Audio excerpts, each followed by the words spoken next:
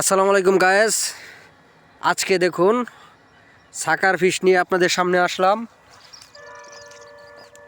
এই বিদেশি মাছটি বর্তমানে বাংলাদেশের মৎস্য সম্পদের জন্য হুমকি।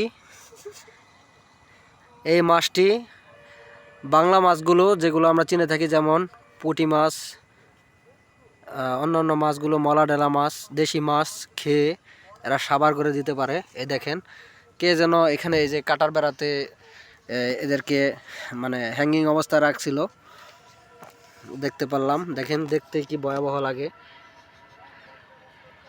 এদের একটা কিন্তু গুণ আছে, এটা হচ্ছে এরা প্রায় 24 ঘন্টা বা 72 ঘন্টা হয়ে গেলেও পানি ছাড়া এরা বাঁচতে পারে।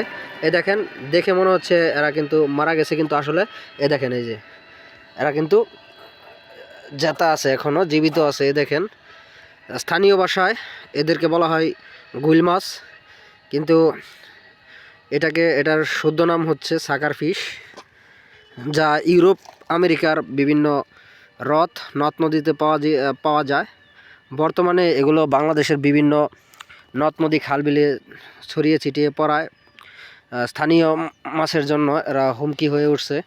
এ দেখেন, এরা কিন্তু এখনও জীবিত। এদের আরেকটি বৈশিষ্ট্য হচ্ছে এরা দ্রুত বংশ বিস্তার করতে পারে, এবং যদি দুইটাকে ছেড়ে দেওয়া যায় 6 মাসের ভিতরে এরা পুরো পুকুর ভরে ফেলবে, এরকম এদের বৈশিষ্ট্য। যেখান থেকে ওদেরকে আমি উদ্ধার করেছিলাম ওইখানে আমি রেখে দেই। অন্যান্য মাছ হলে আমি পুকুরে অথবা খালে ছেড়ে দিতাম, কিন্তু এদেরকে এইভাবে ছেড়ে দেওয়া ঠিক হবে না। এদেরকে আবার এদের জায়গায় রেখে দেই, এদেরকে এভাবে রেখে দেই, এরা এভাবে শুটকি হয়ে যাক। ধন্যবাদ সবাইকে।